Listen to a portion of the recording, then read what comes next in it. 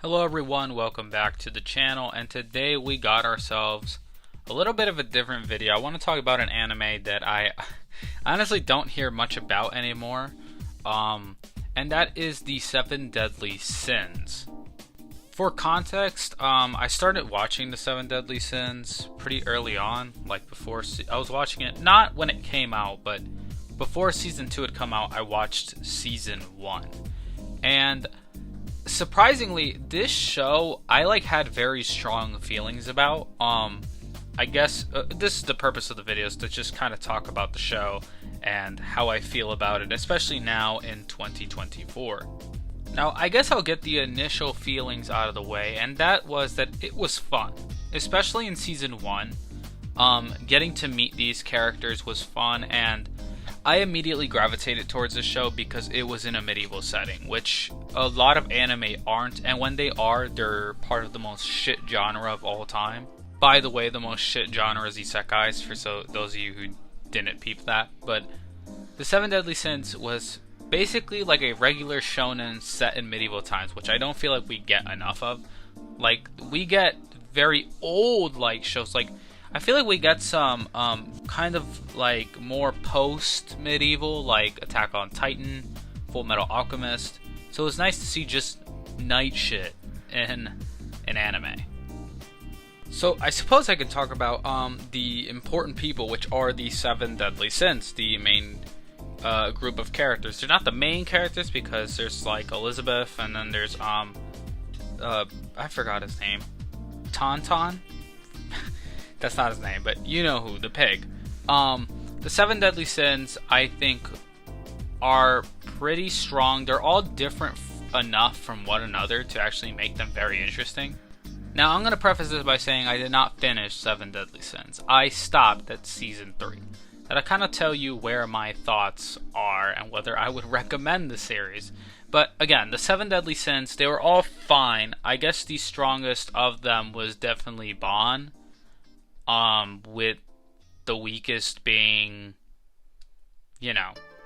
maybe Meliodas himself. I think the moment where it felt like things were going south was with the fumbling of Gilthunder.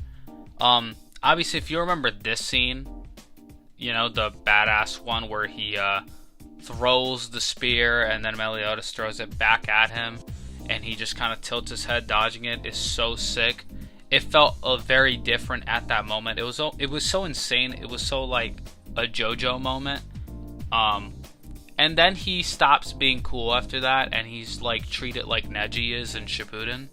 We start to see this guy in a suit, cooking. I think he was a cook for the tavern. I'm like, bro, what are we doing? I think that was the first red flag I had personally with the series. Now, I will say this, taking a break from the actual story, the soundtrack of the show is actually really good. I really like the soundtrack in Seven Deadly Sins. It's very strong. It's very unique. You definitely know when it's a Seven Deadly Sins song. It's kind of like this bard, tavern kind of music. Even after, thinking the show has become a disgrace, I'll still listen to the soundtrack from time to time. And I guess from music, we could jump from that straight to animation. I guess there's two things. There's art style and animation, and I actually do like the art style here. I know the art style puts a lot of people off because it looks a little I don't know what they describe it as. It looks a little goofy, I guess, a little too bright. But I actually really gravitated towards the art style. I thought it was unique. You can tell that the show is Seven Deadly Sins from looking at any character in the show. And then after season 1, and season 2 was fine, but it wasn't as good as 1. And then after season 2, oh my goodness, the animation. What happened?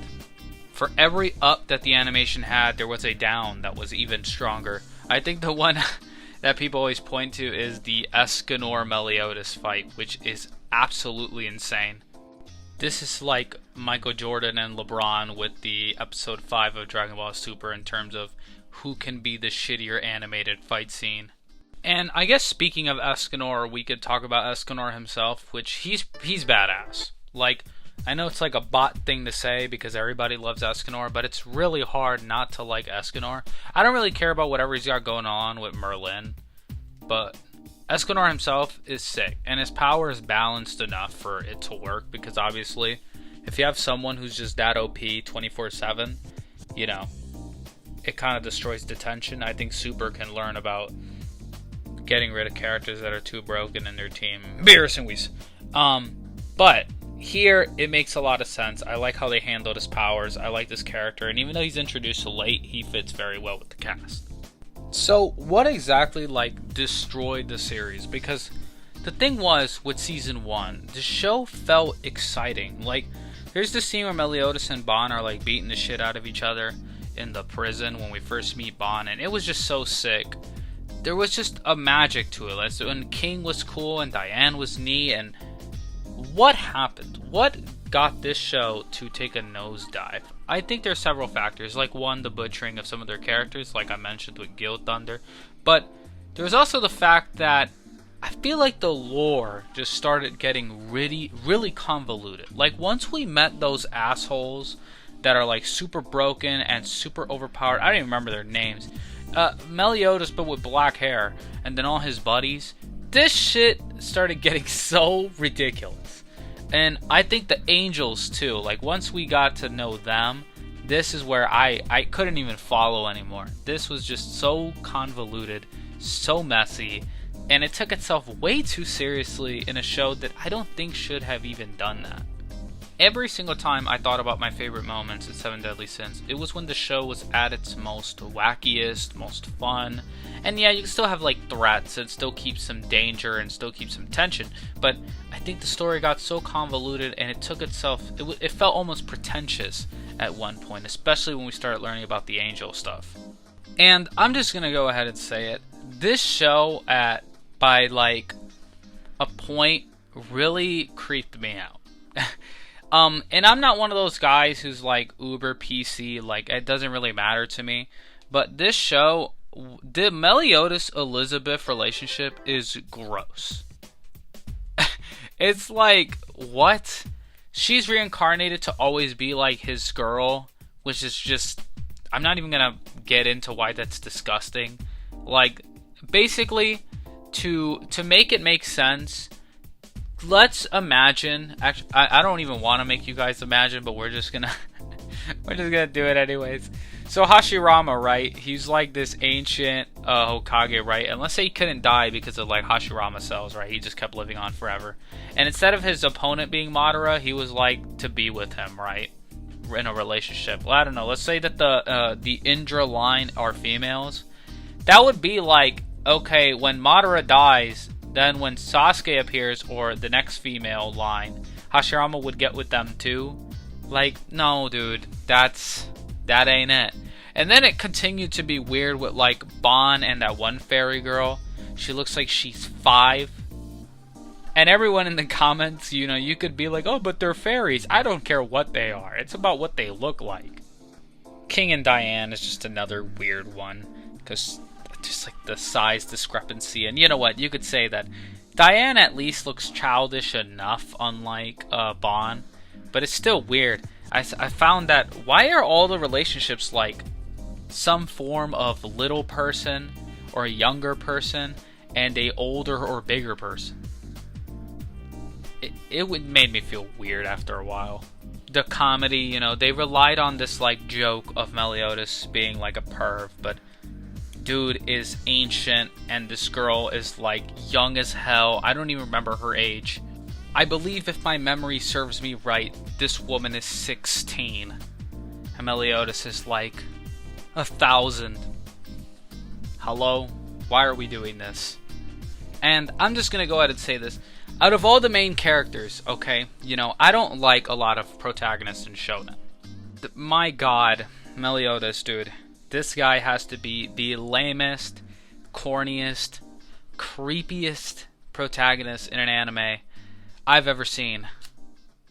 Where someone like Naruto, for me, has the crime of being too unrelatable, because he's his will is way too strong and he's gonna follow Sasuke no matter what. Most people wouldn't follow their friend after the shit Sasuke does. But where Naruto's a little unbelievable and Deku maybe cries a little too much, or Tanjiro's a little bland, Meliodas has the crime of being the ultimate edgelord while looking so lame.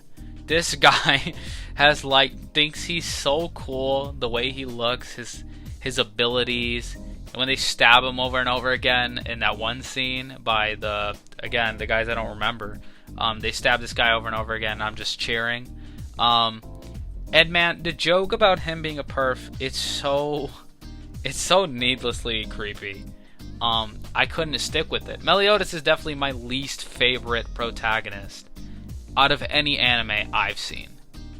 Overall, I thought the series started fun enough and then just decided to take a nosedive with it taking itself too seriously.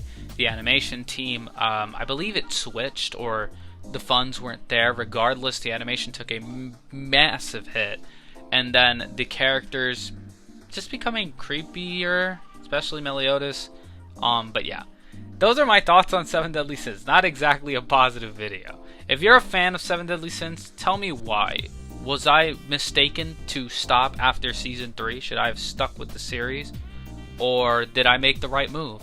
Let me know down below. As always, like, comment, subscribe if you guys enjoyed the video. If you guys didn't enjoy it, leave a comment why you didn't. But just give me some feedback. Thank you guys so much for watching, and I'm out. Bye.